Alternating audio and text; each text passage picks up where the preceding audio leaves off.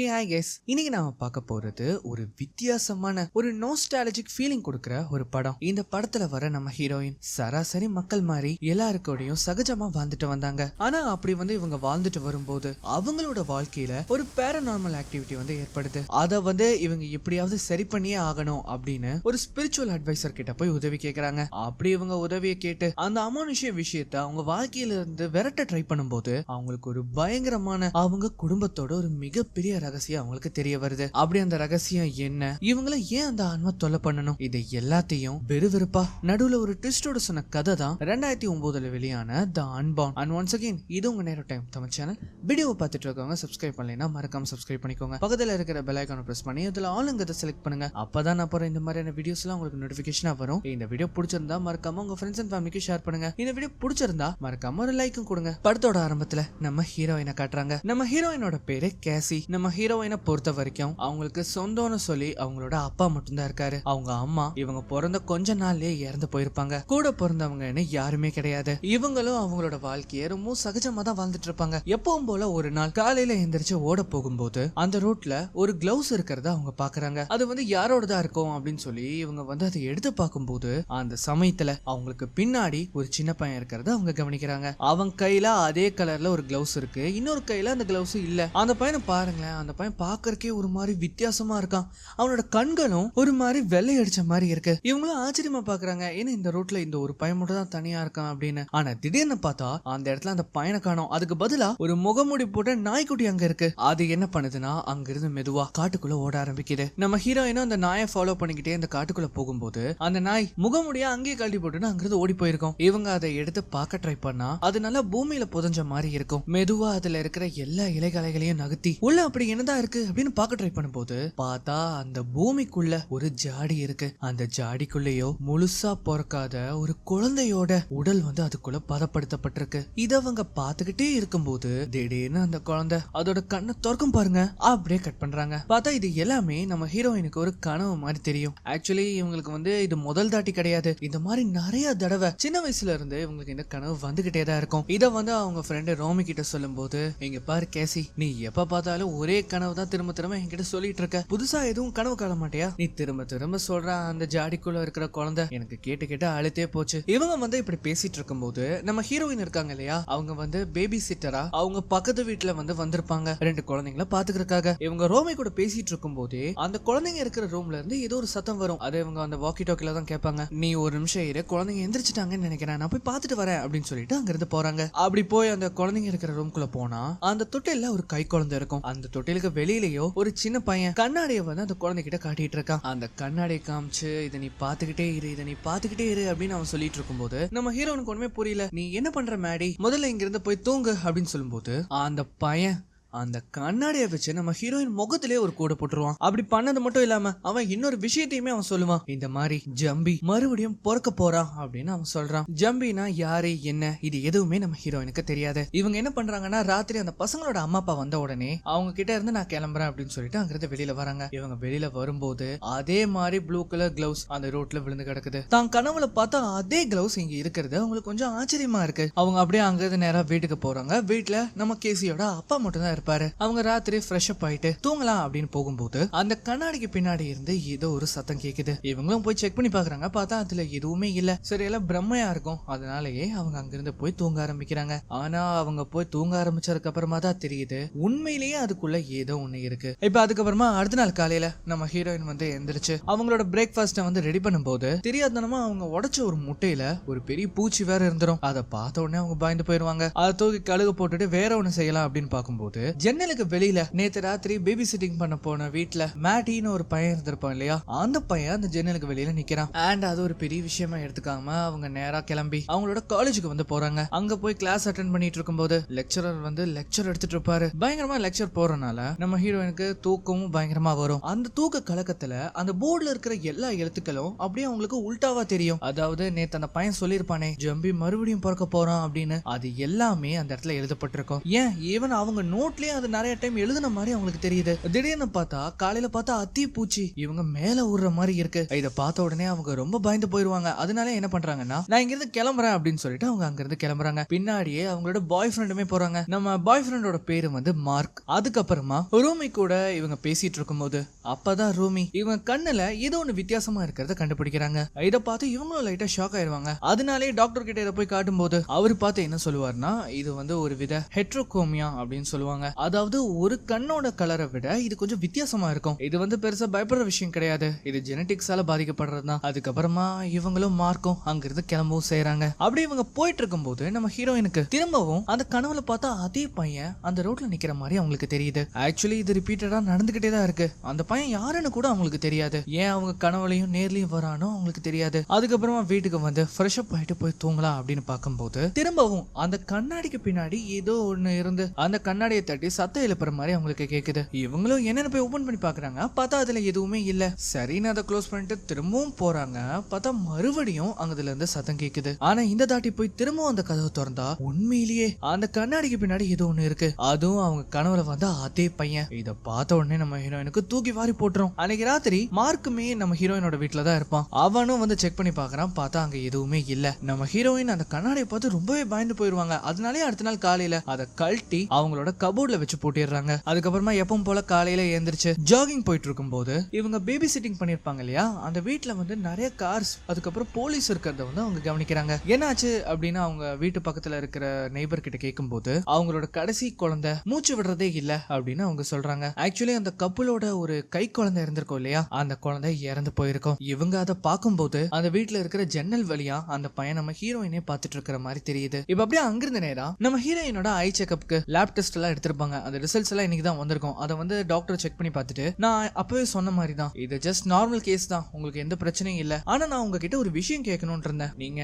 வந்து ட்வின்ஸா அப்படின்னு கேட்கும்போது அதுக்கு அவங்க என்ன சொல்றாங்கன்னா, இல்ல கிடையவே கிடையாது, நான் ஒரே ஒரு குழந்தை தான். நான் முன்ன சொன்ன மாதிரியே இது பெரிய விஷயம் இல்லதான், ஆனா இருந்தாலும் ஒரு சின்ன ஜெனடிக் கவுன்சிலர் வந்து நீங்க மீட் பண்றது நல்லா இருக்கும். ஏன்னா மோஸ்ட்லி இந்த மாதிரி கேசஸ் ட்வின்ஸா இருந்தா மட்டும்தான் நடக்கும் அப்படின்னு அவங்க சொல்றாங்க. நம்ம ஹீரோயினுக்கு இது ஒரு மாதிரி மனசுல உறுத்திக்கிட்டே இருக்கும். அதனாலே இவங்க என்ன பண்ணுவாங்கன்னா, அவங்க அப்பா வேலை பாக்குற அந்த இடத்துக்கே போய் அவங்க அப்பா கிட்ட நான் வந்து ட்வின்னா, என் கூட இன்னொரு குழந்தை இருந்ததா அப்படின்னு வந்து கேட்கும்போது அவர் ஒரு மாதிரி யோசிச்சுக்கிட்டே ஆமா அப்படின்னு அவர் சொல்றாரு. நம்ம ஹீரோயினால இதை நம்பவே முடியல. ஏன்னா இவ்வளவு வருஷம் இவங்களுக்கு அது தெரியவே தெரிஞ்சிருக்காது. இங்க பாருமா, உனக்கு ஒரு பிரதர் இருந்திருப்பான், ஆனா இங்க பாரு அவன் வயித்துல இருக்கும் போதே இறந்து போயிட்டான் அப்படின்னு அவங்க சொல்றாங்க. அப்படின்னா என்னோட பிரதர் இறந்துட்டான், அதனாலதான் எங்க அம்மா நான் பிறந்த கொஞ்ச நாளே அவங்க சூசைட் பண்ணிக்கிட்டாங்களா என்ன? உங்க அம்மா கொஞ்சம் மனநலமா பாதிக்கப்பட்டிருக்காங்க, அதனாலதான் அவ பண்ணக்கூடாதெல்லாம் பண்ணி இறந்துட்டா. இதுல உன் தப்பு எதுவுமே கிடையாது. சரி, என்னோட பிரதருக்கு ஏதாவது பேர் இருக்கா அப்படின்னு கேட்கும்போது, நீங்க பிறக்கறதுக்கு முன்னாடி உங்க ரெண்டு பேத்துக்குமே நாங்க நிக்நேம் வந்து வச்சிருந்தோம், அப்படின்னா அவனோட நிக்நேம் என்ன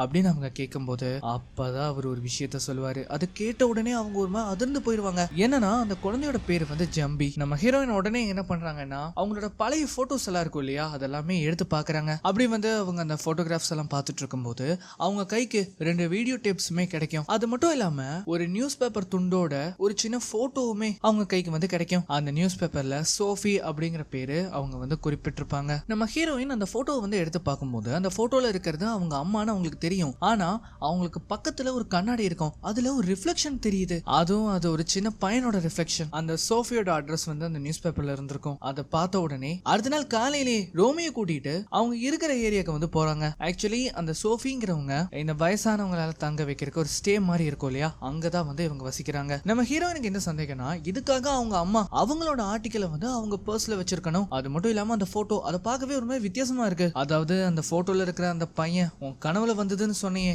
ஆமா கண்டிப்பா அதே மாதிரியான பையன் தான் அது. அப்படி வந்து இவங்க அந்த இடத்துக்கு போகும்போது அவங்க ரூம் 307ல இருப்பாங்க. அவங்கள பாக்குறதுக்காகவே அங்க போறாங்க. அந்த சமயத்துல வீல் சேர்ல இருக்கிற ஒரு வயசானவரையுமே பார்ப்பாங்க. அவர் வந்து லைட்டா மனநலமா பாதிக்கப்பட்டவர். அது மட்டும் இல்லாம அவரோட கை கால் ரெண்டுமே செயலிழந்து போயிருக்கும். இவரை பத்தி இவங்க பேசிட்டு இருக்கும்போது சோஃபியா அந்த இடத்துக்கு வந்துருவாங்க. அவங்க என்ன பண்றாங்கன்னா, இவங்க ரெண்டு பேத்தையுமே அவங்களோட ரூமுக்கு கூப்பிடுறாங்க. அவங்க ரூம்குள்ள வந்து பார்க்கும்போது அந்த இடத்துல ஏதோ ஒன்னு வெச்ச மார்க் வந்து அங்க இருக்கும். அங்க என்ன இருந்தது அப்படின்னு கேட்கும்போது அங்க ஒரு பழைய கண்ணாடி இருந்ததாகவும் அதை அவங்க உடைச்சு போட்டதாகவும் அவங்க சொல்றாங்க. அந்த அம்மா நம்ம கேசியை பார்த்த உடனே, ஏன் கேசி நீ வந்து ட்வின்னா அப்படின்னு அவங்க கேக்குறாங்க. நம்ம ஹீரோயினுக்கா ஒரே ஆச்சரியம். ஏன் ரோமியா ஆச்சரியப்படுறா. அப்பதான் அவங்க சொல்றாங்க, நான் வந்து ட்வின்னா இருந்தேன், எனக்கு ஒரு பிரதருமே இருந்தான், அதுவும் என்னோட அம்மாவோட வயிற்றுலயே அவன் இறந்து போயிட்டான். உங்களுக்கு எப்படி இது தெரியும் அப்படின்னு கேட்கும்போது, எனக்குமே ஒரு ட்வின் பிரதர் இருந்தான். நானுமே ஒரு ட்வின்னுங்கறனால இன்னொரு ட்வின்ஸை பார்த்தா என்னால அதை ஈஸியா சென்ஸ் பண்ண முடியும் அப்படிங்கறத அவங்க சொல்றாங்க. சரி, நீங்க எதுக்காக இங்க வந்திருக்கீங்க அப்படின்னு கேட்கும்போது, என்னோட அம்மா பேரு ஜானட். அவங்க வந்து இறக்கறதுக்கு முன்னாடி உங்களை வந்து பார்த்திருக்காங்க. அது மட்டும் இல்லாம அவங்க பிரெக்னெண்டா இருந்தப்போ ஒரு போட்டோவும் எடுத்திருக்காங்க அப்படின்னு இவங்க எல்லா விஷயத்தையும் சொல்லும்போது,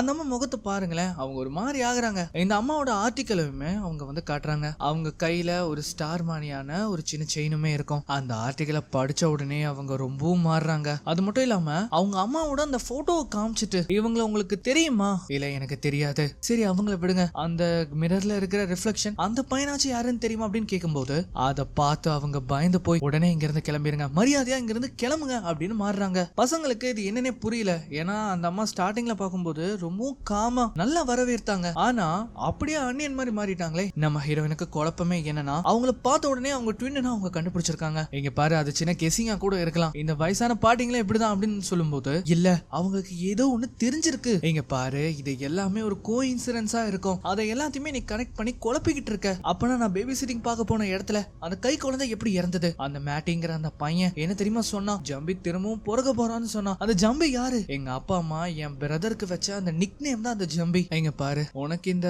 ஆவி பேய் பூதம் இது மேல எல்லாம் நம்பிக்கை இருக்கா? உனக்கே தெரியும் எனக்கு நம்பிக்கை இருக்குன்னு. இந்த பூமியில பிறக்காத ஒரு உயிர் ஒருத்தங்களை பழி வாங்குறதுக்கு வாய்ப்பு இருக்கா என்ன அப்படின்னு அவங்க கேட்கும் போது, ரோமிக்கு என்ன சொல்றதுன்னே தெரியல.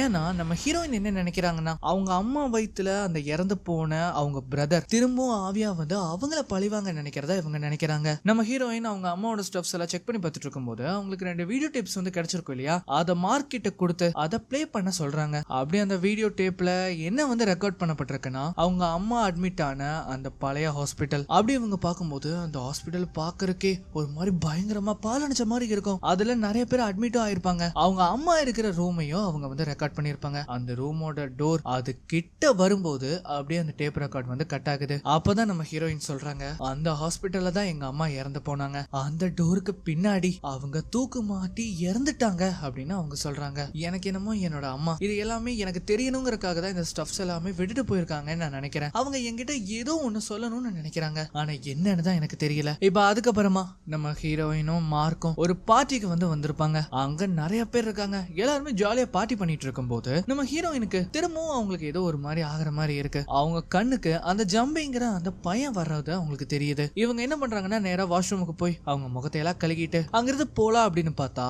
அவங்களுக்கு ஒரு மாதிரி தலையெல்லாம் மறுபடியும் சுத்தி வாமிட் எடுக்க ஆரம்பிச்சிருவாங்க. இவங்க அப்படி வாமிட் பண்ணதுக்கு அப்புறமா அங்கிருந்து கிளம்பலாம் அப்படின்னு பார்க்கும்போது பக்கத்துல இருந்து ஏதோ ஒரு சத்தம் கேட்கும். இவங்களும் அதை மெதுவா கேக்குறாங்க. அந்த இடத்துல ஒரு சின்ன ஓட்டையுமே போட்டிருக்கும், நிறைய வார்த்தைகளும் எழுதியிருக்கும். இவங்க அப்படியே அதை பார்த்துட்டு இருக்கும் போது திடீர்னு அதுக்குள்ள இருந்து ஏதோ ஒரு பூச்சி வர்ற மாதிரி இருக்கு. அங்க ஒன்னால ரெண்டால ஏகப்பட்ட பூச்சிங்க அப்படியே கொத்து கொத்தா வருதுங்க. இதை பார்த்த உடனே அவங்க பயந்து போயிடுறாங்க. உடனே வேக வேகமா அதுல இருந்து வெளியிலயும் வராங்க. அங்கிருந்து கதவு திறந்து வெளியில போலாம் அப்படின்னு பார்த்தா அந்த டோர் ஓபன் ஆகாது. அங்க இருக்கிற எல்லா இடத்துல இருந்து அந்த பூச்சிங்க கொத்து கொத்தா வெளியில வருதுங்க. அது மட்டும் இல்லாம செவுத்தையெல்லாம் உடைச்சுக்கிட்டு ஒரு மாதிரி அருவெருப்பா பூச்சிங்க எல்லாம் வெளியில வருது. அந்த நேரத்துல தான் காட்டுவாங்க, அவங்க பக்கத்துல இருக்கிற அந்த வாஷ்ரூம்ல இருந்து நம்ம கேசியோட அம்மா வெளியில வர மாதிரி அவங்களுக்கு தெரியுது. ஆனா கட் பண்ணா அந்த இடத்துக்கு நம்ம பசங்க 2 பேருமே வந்துருவாங்க. அந்த இடத்துல எதுவுமே இருக்காது. இவங்க ஒரு கட்டத்துல பயத்தோட உச்சிக்கே போயிருவாங்க. இப்ப அதுக்கப்புறமா அந்த நாள் ராத்திரி அவங்க வந்து வீட்டுல போய் தூங்கும் போது அவங்களுக்கு பெருசா எந்த வித பாதிப்பும் ஆன மாதிரி தெரியல. ஆனா தூங்கின கொஞ்சம் நேரத்திலேயே அவங்க கண் முழிச்சு பார்க்கும்போது அவங்க கண்ணுக்கு எதிர அவங்க அந்த இடத்துல தூங்கிட்டு இருக்கிற மாதிரி தெரியுது. ஆனா இவங்களும் சீலிங் மேல பறந்துகிட்டு இருக்காங்க. இப்ப அந்த சமயத்துல தான் காட்டுறாங்க, அவங்களுக்கு பக்கத்துல அந்த ஜம்பிங்கிற அந்த பையன் இருக்கான். அவன் என்ன பண்றான்னா, நம்ம ஹீரோயினோட வயித்தை பிச்சு அவங்கள கொல்லலாம் அப்படின்னு வரும்போது அந்த சமயத்துல அவங்களோட போன் கால் அடிக்கும். இவங்க கனவுல இருந்து எந்திரிக்கிறாங்க. அதுவும் யார் இவங்களுக்கு கூப்பிட்டுருக்காங்கன்னு பார்த்தா அது வந்து சோஃபி. அவங்க என்ன சொல்றாங்கன்னா, நேத்து நான் தெரியாம அந்த மாதிரி நடந்துகிட்டேன், நம்ம இதை பத்தி பேசி ஆகணும், நீங்க வரையா அப்படின்னு அவங்க கூப்பிடுறாங்க. நம்ம ஹீரோயினுமே இவங்க கூப்பிட்ட உடனே அவங்க இருக்கிற இடத்துக்கு கிளம்பி போறாங்க.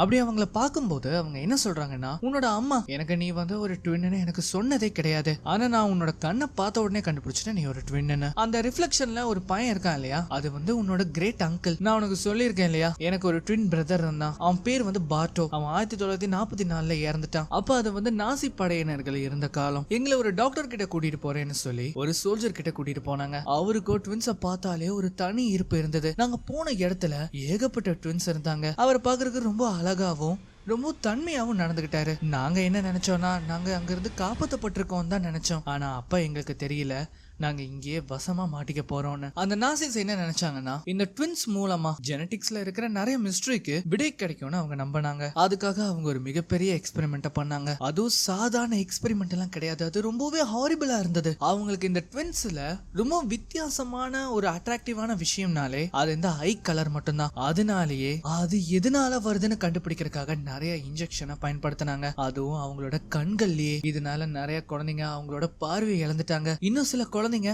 இறந்தே போயிட்டாங்க. அந்த எக்ஸ்பெரிமெண்ட்டுக்கு என்னோட பிரதரையுமே கூட்டிட்டு போனாங்க. அது முடிஞ்சதுக்கு அப்புறமா 2 நாளுக்கு அப்புறம் அவன் திரும்பவும் வந்தான். ஆனா அவனா வரல. ஒரு டோர்வே ஒண்ணு ஓபன் ஆச்சு. அந்த டோர்வே மூலமா ஏதோ ஒண்ணு அவனுக்குள்ள ஊடுருச்சு. அது என்னன்னு எனக்கும் தெரியல. உனக்கு இந்த டிபுக்க பத்தி தெரியுமா அப்படின்னு கேட்கும்போது, டிபுக்னா என்னன்னு அவங்க கேக்குறாங்க. சொர்க்கத்துக்குள்ள அனுமதிக்கப்படாத இறந்தவங்களோட ஆன்மா தான் இந்த டிபுக். அப்படி சொர்க்கத்துக்குள்ள அனுமதிக்கப்படாதனால அந்த சோல்ஸ் பூமிக்கும் அந்த இடத்துக்கும் நடுவுல பார்டர்ல தான் அதுங்க இருக்குங்க. அதுங்க ஒரு புது உடம்ப அதுங்க தேடிக்கிட்டே இருக்குங்க. அப்படின்னா மக்கள் தான் அந்த டோர்வேஸா? ஆமா, எஸ்பெஷலி உன்ன மாதிரி ட்வின்ஸ். இந்த ட்வின்ஸ்ங்கிறது கண்ணாடி மாதிரி. கண்ணாடிகளை பொறுத்த வரைக்கும் அதுங்க ஒரு பெர்ஃபெக்ட்டான டோர்வே இந்த உலகத்துக்கு. இன்னொரு உலகத்தையும் நம்ம உலகத்தையும் கனெக்ட் பண்றதுக்கு ஒரு மூளை வேற இருக்கிறதே இந்த கண்ணாடிகள் தான். சரி, அப்படின்னா உங்களோட பிரதருக்கு என்ன ஆச்சு? அவன் திரும்ப வரும்போதே நான் கண்டுபிடிச்சிட்டேன், அது அவன் கிடையாது. ஒரு டிபுக் அவனுக்குள்ள ஊடுருவி இருக்கு. நான் இதனால பயந்து போய் அவனை நான் கொன்னுட்டேன். அந்த டிபுக் டார்கெட் பண்றது எல்லாமே ட்வின்ஸை தான். ஒருவேளை அந்த ட்வின்ஸ்ல அது நினைச்ச உடம்பு கிடைக்கலைன்னா அது கூட பிறந்த இன்னொருத்தனை பழிவாங்கறதுக்காக அது போராடும். அப்படின்னா என் பிரதர் இறந்தனால அது என்ன பழிவாங்க வருதா? ஆமா அப்படின்னு அவங்க சொல்லுவாங்க. ஆனா ஏன் இவ்வளவு நாள் கழிச்சு இப்ப அது வந்து என்ன அட்டாக் பண்ண பாக்குது? இதுங்களுக்கு எல்லாத்துக்குமே நேரம் எடுக்கும் நம்ம கிட்ட வர்றதுக்கு. அதுங்க எல்லா ரூபத்திலயும் நம்ம கிட்ட நெருங்க பாக்குங்க. பூச்சிகளா இருக்கட்டும், விலங்குகளா இருக்கட்டும், ஏன் மனுஷங்க ரூபத்திலயும் நம்ம கிட்ட நெருங்க பாக்குங்க. இதுகிட்ட இருந்து தப்பிக்கிறது எப்படி அப்படின்னு அவங்க கேட்கும்போது இதே கொஸ்டினை தான் உங்க அம்மாவும் என் கிட்ட கேட்டா. நான் அவகிட்ட Sefer Hamarot the book of mirrors பத்தி அவகிட்ட சொல்லியிருந்தேன். அதுல இந்த எக்ஸாரிசம் பத்தி நிறைய விஷயங்கள் அதுல எழுதப்பட்டிருக்கும். இந்த காலத்துல ஒரு ரபி இருக்காரு, கண்டிப்பா அவர் உனக்கு வந்து உதவி பண்ணுவாரு. அவர் பேரு ஜோசப் சென்டாக். நீ அவரு கண்டுபிடிச்சாகணும். இதை கேட்ட உடனே நம்ம ஹீரோயின் என்ன பண்றாங்கன்னா, அங்க இருக்கிற அந்த லைப்ரரிக்கு போய் அந்த புக் ஆஃப் மிரர்ஸ் அவங்க தேடுறாங்க. அப்படி அவங்க தேடும் போது அந்த லைப்ரரியில அந்த புத்தகம் இருக்கு. அப்படி அவங்க அதை ஓபன் பண்ணி பார்க்கும்போது அதுல இருக்கிற எந்த ஒரு எழுத்துக்களுமே அவங்களுக்கு வந்து புரியல. அது மட்டும் இல்லாம அந்த எக்ஸார்சிசம் பத்தி நிறைய டிராயிங்ஸுமே அதுல இருக்கும். இவங்க என்ன பண்றாங்கன்னா, அதை எடுத்துட்டு நேரா இந்த ஜோசப் சாண்டாக்க பத்தி அவங்க சொல்லியிருப்பாங்க இல்லையா, அவங்கள மீட் பண்றதுக்காக அவங்க போறாங்க. அப்படி போகும்போது சாண்டாக்கே அவங்க வந்து கண்டுபிடிக்கிறாங்க. நம்ம ஹீரோயின் அவரை பார்த்த உடனே அந்த புத்தகத்தை காட்டி இதை உங்களால படிக்க முடியுமா அப்படின்னு கேக்குறாங்க. ஆக்சுவலி இந்த டெக்ஸ்ட் எல்லாமே ஹெப்ராவை சேர்ந்தது, அதனால என்னால படிக்க முடியும். இது எல்லாமே ஜூயிஷ் மிஸ்ட்ரிசம். சரி, இதை பத்தி உங்களுக்கு எப்படி தெரியும் அப்படின்னு அவர் கேட்கும்போது, இங்க பாருங்க, நான் உங்ககிட்ட ஒரு விஷயத்த சொல்றதுக்காக தான் இங்க வந்தேன். இதை கேட்கறதுக்கு கொஞ்சம் கிரேசியா தான் இருக்கும், ஆனா தயவு செஞ்சு நம்புங்க, நான் சொல்றது எல்லாமே உண்மை. எனக்கு நீங்க ஒரு எக்ஸாரிசம் பண்ணணும். நான் கொஞ்ச நாளாவே ஏதோ ஒரு விஷயத்தினால பாதிக்கப்பட்டு இருக்கேன். அதுவும் அது ஒரு அமானுஷ்யம். அது வந்து ஒரு டிபுக் அப்படின்னு சொல்லும்போது அவருக்குமே அது வந்து தெரிஞ்சிருக்கு. இந்த டிபுக் எல்லாம் இந்த மிடில் ஏஜ் டைம்ல பேசப்பட்டது. இப்ப அதுக்கு எந்த வேலைகளும் கிடையாது. அந்த மாதிரி இப்பவும் பேசப்படுதுன்னா கண்டிப்பா அவங்க மென்டலி இல்லாதான் இருப்பாங்க. இங்க பாருங்க, நான் மென்டலி நல்லா தான் இருக்கேன், ஆனா எனக்கு நடக்கிறது எல்லாமே உண்மை. உண்மையை சொல்லணும்னா நான் ஒரு எக்ஸாரிசம் பெர்ஃபார்ம் பண்ணதே கிடையாது. அது எங்க தொடங்கணும்னுமே எனக்கு தெரியாது. ஆனா உங்களால அந்த புக்கை ரீட் பண்ண முடியல. அது மூலமா அதை எப்படி பண்ணணும்னாச்சும் தெரியுமே. சரிங்க பாரு, நீ கவலைப்படாத, நான் இதை பத்தி வேணா ரிசர்ச் பண்ணிட்டு உங்ககிட்ட சொல்றேன். சரி, இந்த புக்கு வேணாமா அப்படின்னு கேட்கும்போது, இதை எனக்காக நீங்க டிரான்ஸ்லேட் பண்ணி கொடுக்க முடியுமா? தயவு செஞ்சு கேளுங்க, இது என்னோட வாழ்க்கை சம்மந்தப்பட்டது. நம்ம ஹீரோயின் கிட்டத்தட்ட அழுதுருவாங்க அந்த இடத்துல. தயவு செஞ்சு எனக்கு உதவி பண்ணுங்கன்னு. நம்ம ஹீரோயின் அங்க இருந்து போகும்போது சோஃபி சொன்ன எல்லா விஷயங்களுமே அவங்க வந்து ரீகால் பண்றாங்க. சோஃபி என்ன பண்ணிருப்பாங்கன்னா, அவங்க கிட்ட ஒரு ஸ்டார் சிம்பிள்ல இருக்க செயினுமே இருந்திருக்கும் இல்லையா, அதை வந்து நம்ம ஹீரோயினுக்கு ப்ரொடெக்ஷனுக்காக கொடுத்திருப்பாங்க. அது மட்டும் இல்லாம அவங்க வீட்டுல இருக்கிற எல்லா கண்ணாடிகளையும் உடைக்க சொல்லியிருப்பாங்க. அதை உடைச்சு அதை எரிக்கவும் சொல்லுவாங்க. எரிச்சது போக பேலன்ஸ் இருக்கிறத பூமியில புதைக்கவும் சொல்லியிருப்பாங்க. அது மட்டும் இல்லாம வீட்டுல மூளைக்கு மூளை இந்த பெல்ஸை வாங்கி கெட்டி விடுன்னு சொல்லியிருப்பாங்க. ஏன்னா எப்பெல்லாம் ஸ்பிரிட்ஸ் நம்ம கிட்ட நெருங்குதோ இந்த பெல்ஸ் நமக்கு சமிகை கொடுக்கும் அப்படின்னு அவங்க சொல்லியிருப்பாங்க. நம்ம ஹீரோயின் வீட்டுக்கு வந்ததுக்கு அப்புறமாவும் அவங்க அம்மா வச்சிருந்த அந்த வீடியோ டேப்பை போட்டு பார்ப்பாங்க. அப்படி போட்டு பார்க்கும்போது அந்த கதவு கிட்ட வரும்போது தானே அன்னைக்கு அந்த வீடியோ டேப் கட் ஆயிருக்கும். ஆனா இந்த தாட்டி அந்த கதவுக்குள்ள இருந்து ஒரு கை வர்றது அவங்களுக்கு தெரியுது. அதை பார்த்த உடனே அவங்களுக்கு தூக்கி வாரி போட்டுரும். இப்ப அப்படியே கட் பண்ண அடுத்த நாள் நம்ம ரோமி என்ன பண்ணுவாங்கன்னா ஹீரோயினை பாக்குறதுக்காக அவங்க வீட்டுக்கு போயிட்டு இருப்பாங்க. அப்படி அவங்க காரை ஓட்டிட்டு போகும்போது வழியில விளையாண்டு இருந்த ஒரு சின்ன குழந்தைய விட்டு ஏத்திடுவாங்க. உடனே காரை நிறுத்திட்டு பின்னாடி போய் பார்த்தா அந்த குழந்தைக்கு எதுவுமே ஆயிருக்காது. அந்த குழந்தை யாருன்னு தெரியுதா? அதுதான் மேட்டி. உனக்கு எதுவும் ஆகல இல்ல, நீ நல்லா தானே இருக்க, எங்க பாரு நீ மட்டும் அவளுக்கு உதவி பண்ணினா அவன் உன்னை கொன்றுவான் அப்படின்னு அந்த சின்ன பையன் சொல்றான். ரோமிக்கு ஒண்ணுமே புரியல, இவன் ஏதோ உளறான் போல அப்படின்னு சொல்லி காரை எடுத்து நேரா நம்ம கேசியை பார்க்க வராங்க. வீட்டுக்கு வந்த உடனே உன்னோட அந்த நெய்பர் மேட்டி ரொம்ப வியர்டா பண்ணிட்டு இருக்கான் இந்த மாதிரி சொல்லிட்டு, கேசி உன்னோட கண்ணு அது ரொம்ப மோசமாக்கிட்டு வருது எனக்கு தெரியும் அப்படின்னு சொல்லிட்டு அவங்க என்ன பண்றாங்கன்னா வீட்டுக்குள்ள கூட்டிட்டு போறாங்க. வீட்டுக்குள்ள போய் பார்த்தா அங்க இருக்கிற கண்ணாடி எல்லாம் உடைஞ்சிருக்கு. ஏன் இது இப்படி இருக்குன்னு கேட்கும்போது நான் அதை உடைச்சிட்டேன் அப்படின்னு அவங்க சொல்றாங்க. நம்ம ஹீரோயின் முக்கியமா ரோமி கிட்ட என்ன சொல்றாங்கன்னா, நான் இப்ப ரொம்ப இக்கட்டான சிச்சுவேஷன்ல இருக்கேன், அதனால எனக்கு நெருக்கமானவங்க எல்லாருமே என்னை விட்டு தள்ளியே இருக்கணும்னு நான் ஆசைப்படுறேன். அது என்ன மட்டும் பாதிச்சா பரவாயில்ல, என்ன பாதிக்கிறதுக்காக சுத்தி இருக்கவங்களையும் அதை அட்டாக் பண்ணுது. என்னை பயன்படுத்துறதுக்காகவே என் கூட நெருக்கமா இருக்கிறவங்கள அது கொலை பண்ண கூட தயங்காது அப்படின்னு அவங்க சொல்றாங்க. இப்ப அதுக்கப்புறமா அந்த நாள் ராத்திரி நம்ம ஹீரோயின் வந்து தூங்க போகும்போது அவங்களுக்கு திரும்பவும் நிறைய கனவுகள் வந்து வரும். அந்த கனவுகள்ல அவங்க அம்மா கூட இருக்கிற மாதிரி அவங்களுக்கு தெரியும். இந்த சமயத்துலதான் அந்த பால் அடைஞ்ச ஹாஸ்பிட்டலும் அவங்க கனவுல வந்து வருது. அது அப்படி திறந்தா உள்ள அவங்க அம்மா இருப்பாங்க. நம்ம ஹீரோயின் அப்ப அவங்க ஒரு சின்ன பொண்ணா இருப்பாங்க. ஒரு நாள் அவங்க அம்மாவை பாக்குறதுக்காக அவங்க வந்து கூட்டிட்டு போயிருப்பாங்க அவங்கள. அப்படி அவங்க போய் பார்க்கும்போது அவங்க அம்மா ரொம்ப மென்டலி இல்லா இருப்பாங்க. ஆனா அவங்க கனவுல அவங்க அம்மாவை போய் பார்க்கும்போது அவங்க ஒரு மாதிரி பாக்குறக்கே ரொம்ப கொடூரமா இருக்காங்க. அது மட்டும் இல்லாம அவங்க கையில ஒரு ஜாடி இருக்கும். அந்த ஜாடி என்னன்னு தெரியுதா? அதுக்குள்ளதான் நம்ம ஹீரோயினோட பிரதர் ஜம்பி பிறக்காத நிலைமையில இருப்பான். அதை கீழேயே போட்டு உடைக்கிறாங்க. இதை பார்த்து பயந்த உடனே நம்ம ஹீரோயினுக்கு முழிப்பு வந்துடும். இந்த சமயத்துல வெளியில ஏதோ ஒரு சத்தம் கேக்குதுன்னு ஜன்னல் வழியா எட்டி பார்த்தா அதே பையன் அங்க நிக்கிறான். இப்ப அப்படியே அங்கிருந்து நேரா சோஃபி இருக்கிற இடத்த காட்டுறாங்க. அவங்க வந்து வீட்டுல ஒரு பெல்ல கட்டி வச்சிருப்பாங்க. அது திடீர்னு ஆட ஆரம்பிக்கும். இதை பார்த்த உடனே அவங்க லைட்டா பயந்துருவாங்க. சரின்னு லைட்டை போடலான்னு பார்த்தா லைட் ஆன் ஆகாது. உடனே இவங்க என்ன பண்றாங்கன்னா அவங்க வாக் ஸ்டிக் எடுத்துட்டு வெளியில வராங்க. வெளியில வந்து பார்த்தா அங்க ஃபுல்லா இருட்டா இருக்கு. அந்த சமயத்துல அங்க ஒரு ரூம் வந்து ஓபன்லயே இருக்கும். அப்படி அங்க யாரு இருக்காங்கன்னு பார்த்தா நம்ம வீல் சேர்ல இருக்கிற தாத்தா. ஆக்சுவலி அவரோட உடம்பெல்லாம் ஒரு மாதிரி பேரலைஸ் ஆயிருக்கும். அதனால அவருக்கு உணர்ச்சியே இருக்காது. யாரு கூப்பிட்டாலும் அவருக்கு கேட்கவும் கேட்காது. இதை பார்த்துட்டு இவங்க என்ன பண்றாங்கன்னா அப்படியே படிக்கட்டு வழியா கீழே இறங்கி மெயின் பாக்ஸ்ல என்ன பிரச்சனை இருக்குன்னு பாக்கலான்னு அவங்க போறாங்க. அந்த மாதிரி படிக்கட்டை விட்டு கீழே இறங்கும் போது திடீர்னு மேல இருந்து ஏதோ பயங்கரமான சத்தம் கேக்குது. என்னன்னு போய் பார்த்தா அந்த வீல் சேர்ல உட்கார்ந்து இருப்பாரு இல்லையா தாத்தா, அந்த வீல் சேர் மட்டும் தனியா அங்க கவுந்து கிடக்குது. நம்ம தாத்தாவை காணோம். இத வந்து அந்த அம்மா பாத்துட்டு இருக்கும் போது திடீர்னு கீழே இருந்து ஒரு சத்தம் கேட்கும். என்னன்னு பார்த்தா அந்த வயசான தாத்தா ஒரு மாதிரி தவழ்ந்து தவழ்ந்து வராரு. ஆக்சுவலி அவர் வந்து பேரலைஸ் ஆனவரு, அவருக்கு உணர்ச்சியே கிடையாது. ஆனா சகஜமா அவரு வந்து மேல ஏறி வர பாக்குறாரு. இத பார்த்த உடனே உங்களுக்கு ஒண்ணுமே புரியல. இப்ப என்ன ஆகுதுன்னா அந்த தாத்தா அவரோட தலையா அப்படியே திருப்பி ஒரு மாதிரி விகாரமா காட்டுறாரு. இத பார்த்த உடனே பயந்து போயிடுறாங்களா. உடனே என்ன பண்றாங்கன்னா அந்த வாக்கிங் ஸ்டிக் அப்படியே கீழே போட்டுட்டு அங்கிருந்து வேக வேகமா ஓடி போறாங்க. அந்த தாத்தாவும் விடாம அவங்கள துரத்திக்கிட்டே வராங்க. அந்த மாதிரி இவங்க வந்து அங்கிருந்து தப்பிக்கலாம் அப்படின்னு போகும்போது அங்க மெயின்டெனன்ஸ் ரூம் தவிர வேற எந்த ரூமே இருக்காது. உடனே அதுக்குள்ள போய் ஒளிஞ்சுக்கிறாங்க. அப்பாடா இனி எந்த பிரச்சனையும் இல்ல, தப்பிச்சுட்டாங்க அப்படின்னு பார்த்தா பின்னாடி அந்த ஜம்பி இருக்கான். அவ்வளவுதான் அவங்களோட கதை அந்த இடத்துல க்ளோஸ். இப்ப அப்படியே கட் பண்ணா அடுத்த நாள் காலையில நம்ம ஹீரோயினும் ரோமியும் இந்த சோஃபியை வந்து பார்க்கலாம் அப்படின்னு போகும்போது இங்க ஒரே போலீஸும் ஆம்புலன்ஸுமா இருக்கு. இவங்களுக்கு வந்து ஒண்ணுமே புரியல. இவங்களும் என்னாச்சு அப்படின்னு கேட்டுட்டு உள்ள போய் பார்த்தா அந்த இடத்துல சோஃபி ஒரு மாதிரி இறந்த நிலைமையில கிடக்குறாங்க. இத பார்த்த உடனே நம்ம ஹீரோயினால தாங்கவே முடியல. ஒரு மாதிரி கதறி கதறி அழுகுறாங்க. அந்த இடத்த விட்டு உடனே போகும்போது அப்பதான் ஒரு வயசான பாட்டிமா வந்து இந்த மாதிரி இத சோஃபி உங்களுக்காக கொடுக்க சொன்னாங்க அப்படின்னு ஒரு லெட்டர் கொடுக்குறாங்க. அந்த லெட்டர்ல அந்த சோஃபி என்ன எழுதியிருக்காங்கன்னா, இங்க பாரு கேசி, இப்பதான் நீ ரொம்ப கவனமா இருக்கணும். ஏன்னா அந்த டிபுக் உன்னை பழிவாங்கறதுக்காக என்ன வேணா பண்ணலாம். உன்னோட ஃப்ரெண்ட்ஸ் அண்ட் ஃபேமிலி அதை தாக்கலாம். உன்கிட்ட வர்றதுக்காக அவங்களே கூட பயன்படுத்தலாம். இதை நீ தான் தடுக்கணும். ஏன்னா உன்னோட அம்மாவும் ட்ரை பண்ணாங்க, ஆனா அவங்களால முடியல. இப்ப நீயும் இதை தடுக்க முடியலனா இது உன்னோட வம்ச வேறு தொடர்ற வரைக்கும் அது தொடர்ந்து வந்துகிட்டே இருக்கும். அதனால என்ன ஆனாலும் சரி அந்த டிபுக்கை அழிச்சிரு அப்படின்னு அதுல எழுதி வச்சிருக்காங்க. இப்ப அப்படியே இந்த பக்கம் நம்ம ஜோசப் காட்டுவாங்க. அவர் வந்து அந்த புக்ல இருக்கிறது எல்லாத்தையுமே டிரான்ஸ்லேட் பண்ணிட்டு இருப்பாரு. அந்த சமயத்துல அதே மாதிரி இங்க வந்து லைட் ஆஃப் ஆகுது. இவரும் விளக்கை எடுத்துட்டு அப்படியே கீழே வரும்போது அந்த விளக்கும் ஒரு கட்டத்துல பேட்டரி இல்லாம அணைஞ்சு போயிடும். சரின்னு அப்படியே அங்க இருக்கிற மெயின் ஹாலுக்கும் வராரு. வந்து பார்த்தா அங்க இருக்கிற எல்லா பேப்பரும் ஒரு மாதிரி வானத்துல பறந்துட்டு இருக்கும். இவருக்கும் ஒண்ணுமே புரியல. அப்ப நல்லா பார்க்கும்போதுதான் தெரியுது இவர் டிரான்ஸ்லேட் பண்ணாரு இல்லையா அந்த புக் ஆஃப் மிரர், அதுல இருக்கிற ஒரு சாத்தான் அவரு கண்ணு முன்னாடி அங்க வருது. அண்ட் லிட்டரலி அதோட உருவமே இப்படிதான் இருக்கும். ஒரு மாதிரி தலை உல்டாவா தான் இருக்கும். தலைவன் அதை பார்த்து லைட்டா பயந்துருவாப்ல. ஆனா அவரோட பயத்தை கட்டுப்படுத்தி இங்க இருந்து மரியாதையா போயிரு,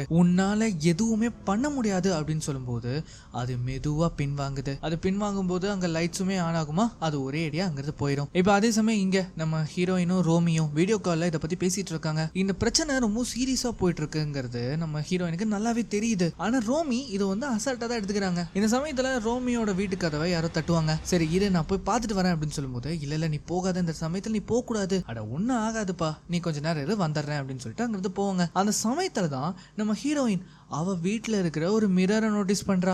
என்னன்னு பார்த்தா அந்த மிரர்ல அந்த ஜம்பி இருக்கா. இதை பார்த்த உடனே அவங்க பயந்து போய் என்ன பண்றாங்கன்னா உடனே நம்ம மார்க்குக்கு கால் பண்ணி நீ வேக வேகமா ரோமி வீட்டுக்கு போ, ஏன் இதுக்குன்னு கேள்வி கேட்காத, ரோமி இப்ப ஆபத்துல இருக்கா அப்படின்னு சொல்லி வேக வேகமா அவனை அங்க அனுப்பி வைக்கிறா. அப்படி கதவு திறந்து பார்த்தா அந்த இடத்துல நம்ம சின்ன பையன் மேட்டி இருக்கான். அவன் என்ன தெரியுமா சொல்றான், இந்த டோர்வே ஓபன் ஆயிருச்சு அப்படின்னு சொல்லி அவன் கையில இருக்கிற ஒரு கத்திய வச்சு ரோமியோட வயிற்றுலயே ஒரு சொருவு. அவளால அதை தாங்கவே முடியல. இவன் அதோட விடாம மெதுவா அவளை கொலை பண்றதுக்காக வரா. ரோமிக்கு என்ன பண்றதுனே தெரியல. அவளுக்கு இங்க இருந்து தப்பிக்கிறத தவிர வேற வழியே கிடையாது. இந்த சமயத்துல மார்க்கோ அந்த இடத்துக்கு வந்துருவானா. ஆல்ரெடி நம்ம ஹீரோயின் வந்திருப்பாங்க. ஆனா கதவு லாக்கா இருக்கும். இவங்க ரெண்டு பேரும் என்ன பண்றாங்கன்னா கதவு லாக்கா இருக்கிறத பார்த்துட்டு பேக் டோர் வழியா உள்ள போலாம் அப்படின்னு அங்க போறாங்க. இங்க நம்ம ரோமியால சுத்தமா முடியல. அவ தவழ்ந்து தான் அங்கிருந்து தப்பிக்க பாக்குறா. நான் உங்ககிட்ட சொன்னேன் இல்லையா அவளுக்கு உதவி பண்ணாதேன்னு, நீ கேட்டையா, அதனால நீ சாக போற அப்படின்னு சொல்லி அவனோட முகத்தையும் ஒரு மாதிரி விகாரமா மாத்துறான். அவன் கத்தையை எடுத்து கொலை பண்ணலாம் அப்படின்னு வரும்போது இங்க நம்ம மார்க் பேக் டோர்ல இருக்கிற கிளாஸ உடைச்சிட்டு வேக வேகமா மேல வரான். அப்படி அவன் அங்க வரும்போது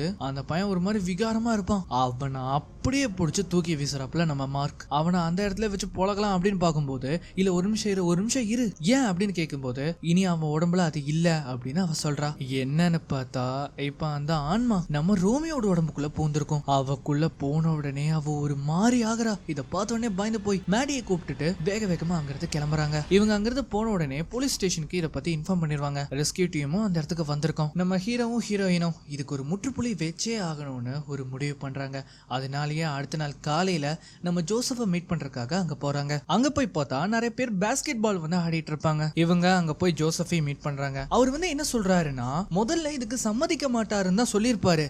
ஆனா அதெல்லாம் படிச்சதுக்கு அப்புறமா அந்த உருவத்தை பார்த்ததுக்கு அப்புறமா நம்ம ஹீரோயினுக்கு உதவி பண்றேன் அப்படின்னு அவர் சொல்றாரு. இப்போ இதை சொல்லிட்டு அவர் என்ன பண்றாருன்னா அங்க பாஸ்கெட் பால் ஆடிட்டு இருப்பாங்க இல்லையா, அங்க ஒரு கோச் இருப்பாரு. அவரை வந்து கூப்பிடுறாரு. அவர் பேரு வந்து ஆர்தர் விண்டம். அவரை கூப்பிட்டு நம்ம பசங்களுக்கு வந்து இன்ட்ரோ கொடுக்குறாரு. ஆக்சுவலி இவர் வந்து ஒரு பிரீஸ்டா இருந்தவர். நம்ம ஹீரோயின் கேக்குறாங்க அப்படின்னா நீங்க எக்ஸாமிசம் எல்லாமே பெர்ஃபார்ம் பண்ணிருக்கீங்களா அப்படின்னு கேட்கும்போது கிடையாது, பட் நான் அதை படிச்சிருக்கேன் அப்படின்னு அவர் சொல்றாரு. ஆனா இது எல்லாமே பண்றதுக்கு ஒரு சில ஃபார்மாலிட்டிஸ் எல்லாம் இருக்கு. அதனால இவரோட ஐடியெல்லாம் வாங்கி செக் பண்றாரு 18 வயசு ஆயிருச்சா அப்படின்னு. அது மட்டும் இல்லாம இதுக்கான ஒரு பெர்மிஷன் லெட்டருமே அவர் வந்து சைன் வாங்கிட்டு வரணும். ஏன்னா சர்ச்சுக்கு தெரியாம இவங்க எதுவுமே பண்ணக்கூடாது, பண்ணவும் முடியாது. இப்போ இவங்களோட ஐடிஸ் எல்லாம் வாங்கினதுக்கு அப்புறமா இவங்களுக்கு இந்த எக்ஸாமிசம் பெர்ஃபார்ம் பண்ண ஒரு இடம் வேணும். சர்ச்சில் பண்ணக்கூடாது, இவங்களுக்கு தனியா வெனு வேற இவங்க தேடணும். இதை பத்தி இவங்க யோசிக்கும் போது ஆர்த்தர் வந்து நம்ம ஹீரோயினை கேட்கறாங்க உனக்கு எது ரொம்ப டிஸ்டர்பிங்கான பிளேஸ்னு தோணுது அப்படின்னு கேட்கும்போது அப்பதான் நம்ம ஹீரோயின் ஒரு இடத்துக்கு வந்து கூட்டிட்டு போறாங்க. என்ன இடம்னு பார்த்தா நம்ம ஹீரோயினோட அம்மா இறந்து போயிருப்பாங்க இல்லையா, அந்த ஹாஸ்பிட்டலுக்கு இவங்க எல்லாரையுமே கூட்டிட்டு போறாங்க. அந்த வீடியோ டேப்ல வந்த மாதிரியே தான் அந்த இடமும் இருக்கு. ஆனா இப்ப கைவிடப்பட்ட நிலைமையில இருக்கு. நம்ம ஜோசப் வந்து ஒரு பெரிய பேக்கப்போட தான் வந்திருப்பாரு. ஏன்னா அங்க நிறைய பேர் இருக்காங்க. அங்க ரெக்கார்ட் பண்றதுக்கு 4-5 பேர் இருக்காங்க. லைட்டை பிடிக்கிறதுக்கு 2-3 பேர் இருக்காங்க. அது மட்டும் இல்லாம ஒரு ஸ்ட்ரக்சரையுமே எடுத்துட்டு வருவாங்க. எதுக்காகனா நம்ம கேசியை படுக்க வைக்கிறதுக்காக. அந்த மாதிரி நம்ம கேசியை அதுல உட்கார வச்சதுக்கு அப்புறமா ஆர்த்தர் அவரோட வேலையை ஸ்டார்ட் பண்றாரு. அங்க வந்து ஒரு கேமராவை வச்சு அதை ரெக்கார்ட் பண்ணும்போது அதுல நம்ம என்ன பண்ண போறோம் அப்படிங்கறத ஒரு தெளிவா சொல்லவும் செய்யறாரு. அது மட்டும் இல்லாம நம்ம ஹீரோயின் இதுக்கு ஒத்துக்குறாங்க அப்படின்னு வாக்கு மூலமா அதுல கொடுக்க சொல்றாரு. இவங்க ஒன்னும் இதை சாதாரணமா பண்ணல. நம்ம ஹீரோயினோட கை காலெல்லாம் கட்டி போடுறாங்க. அது மட்டும் இல்லாம அவங்க வாயிலையுமே ஏதோ ஒரு விஷயத்த மாட்டி விடுவாங்க. அந்த மாதிரி மாட்டி விட்டதுக்கு அப்புறமா எல்லாரும் அவங்கள சுத்தி ஒரு வட்டமா ஃபார்ம் பண்ணி அந்த டிரான்ஸ்லேட் பண்ணப்பட்ட அந்த புக் ஆஃப் மிரர்ஸோட பாக்கியங்கள் எல்லாத்தையுமே அவங்க படிக்க ஆரம்பிக்கிறாங்க. நம்ம ஜோசப் ஒரு பெரிய ஹார்னையுமே எடுத்துட்டு வந்திருப்பாரு. அதை ஊதி இதை வந்து ஸ்டார்ட் பண்றாரு. அப்படி வந்து இவங்க பிரேயரை வந்து ஸ்டார்ட் பண்ணும்போது கொஞ்ச நேரத்துக்கு அங்க எந்த விதமான ஒரு சிம்டம்ஸுமே தெரியாது. ஆனா போக போக ஒவ்வொன்னா வெளிவர ஆரம்பிக்குது. அங்க இருக்கிற கதவு ஓபன் ஆகி காத்து பயங்கரமா வீச ஆரம்பிக்குது. இதனால என்ன ஆகுதுன்னா அவங்களால படிக்கவே முடியல ஒழுங்கா. நம்ம ஹீரோயினோட உடம்புக்கும் ஏதோ ஆகுது. அவங்களால சுத்தமா முடியல, ஒரு மாதிரி நெளிய ஆரம்பிக்கிறாங்க. அந்த சமயத்துல தான் அவங்களுக்கு அந்த இலூஷன் எல்லாமே வர ஆரம்பிக்குது. அந்த இலூஷன்ல அந்த டோர் ஓப்பனே ஆயிருக்காது இல்லையா, ஆனா உண்மையிலே இங்க இருக்கிற அந்த டோர் அங்க தானா ஓபன் ஆகுது. லைட் எல்லாம் ரொம்ப பிரகாசமா எரியும் போது நம்ம ஹீரோயினால இதை தாங்கவே முடியல. இப்ப அப்படியே திரும்பி பார்த்தா அந்த ஜம்பி இவங்க பக்கத்துல வந்து நிக்கிறான். இவன் என்ன பண்றான்னா அவங்க வாசிக்கிற எல்லா காகிதங்களையும் அப்படியே வானத்துல பறக்க விடுறான். அது மட்டும் இல்லாம அங்க இருக்கிற அந்த லேம்பை வச்சு நம்ம ஜோசஃபையே அட்டாக் பண்ணிடுவான். இதை பார்த்த உடனே மார்க் என்ன பண்றான்னா வேக வேகமா நம்ம ஹீரோயினை அதுல இருந்து காப்பாத்துறான். ஆனா அவன் சும்மா விடுற மாதிரி தெரியல. அங்க இருக்கிறவங்க எல்லாரையுமே அட்டாக் பண்றான். நம்ம பசங்க 2 பேரும் அங்க இருந்து ஓடிடுவாங்க. ஆனா ஆர்த்தர் மட்டும் அந்த இடத்துல இருப்பாரு. அவர் இன்னும் பிரேயர் பண்ணிக்கிட்டே தான் இருக்காரு. இப்போ ஒரு கட்டத்துல என்ன ஆகுதுன்னா அவர் எந்திரிச்சு பார்க்கும்போது அவரு முன்னாடி வந்த ஜம்பி அவனுக்குள்ள ஊடுருவறான். இவங்க இப்படி தப்பிச்சு போகும்போது பின்னாடியே நம்ம ஆர்த்தரும் வந்துருவாரு. அவர் என்ன பண்றாருன்னா மார்க் கூட சண்டை போடுறாரு. ஆக்சுவலி இங்க ஒரு பயங்கரமான சண்டையே நடக்கும். அந்த சண்டையில மார்க்க ஆர்த்தர் கொலை பண்ணலாம் அப்படின்னு போகும்போது அங்க இருக்கிற பெரிய ராட் எடுத்து நம்ம ஹீரோயின் அவனோட தலையிலே அடிச்சு மயக்கப்படுத்துறாப்ல. இதனால நம்ம மார்க்குக்கு பயங்கரமா காயமும் ஏற்பட்டு இருக்கும். அவங்களால சுத்தமா முடியல. சரி இங்கிருந்து தப்பிச்சு போலாம் அப்படின்னு பார்த்தா மார்க் அந்த இடத்த விட்டு எந்திரிக்க மாதிரி தெரியல. நம்ம ஹீரோயினுக்கும் சந்தேகம் வருது. இப்ப அப்படியே காட்டுறாங்க நம்ம மார்க்குள்ள அந்த ஆன்மா பூந்துரும். நம்ம ஹீரோயின் இதை பார்த்த உடனே அங்கிருந்து வேக வேகமா தப்பிச்சு ஓட பார்ப்பாங்க. ஆனா மார்க் அவங்கள விடுற மாதிரியே தெரியல. அவன் அவங்களோட கழுத்தை பிடிச்சு செவுத்து மேல அவங்கள தாங்கி நிக்கும் போது நம்ம ஹீரோயின் சோஃபி கொடுத்து அந்த செயினை வச்சு அவனை அட்டாக் பண்றாங்க. ஆனா அது எதுவுமே வேலைக்கு ஆகிற மாதிரி தெரியல. அவனுக்கு எதுவும் ஆகவும் இல்ல. திரும்பவும் நம்ம கேசியா அட்டாக் பண்ணலாம் அப்படின்னு வரும்போது அந்த இடத்துக்கு வந்த நம்ம ஜோசப் அந்த புத்தகத்துல இருக்கிற வரிகளை அவர் படிக்க ஆரம்பிக்கிறாரு. கூட சேர்ந்து நம்ம ஹீரோயினும் அந்த டிரான்ஸ்லேட் பண்ணப்பட்ட அந்த வரிகளை அவங்க வாசிக்க ஆரம்பிக்கிறாங்க.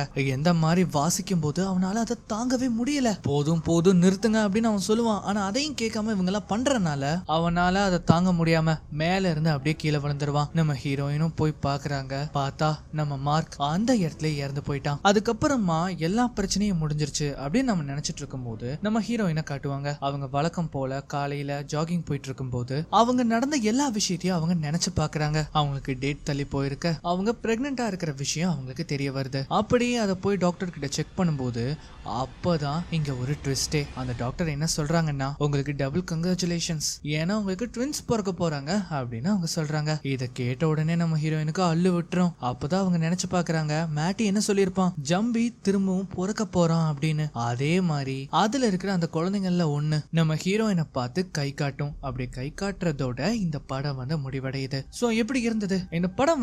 ரொம்ப நாஸ்டாலஜிக்கான ஃபீலிங்க கொடுத்துருக்கோம்னு நான் நினைக்கிறேன். இதே மாதிரியான வீடியோஸை நீங்க தொடர்ந்து பார்க்கணும்னா மறக்காம நம்ம சேனலுக்கு சப்ஸ்கிரைப் பண்ணிக்கோங்க. பக்கத்துல இருக்கிற அந்த பெல் ஐகானை பிரஸ் பண்ணி அதுல ஆளுங்க செலக்ட் பண்ணுங்க. இன்னொரு வீடியோல மீண்டும் சந்திக்கலாம்.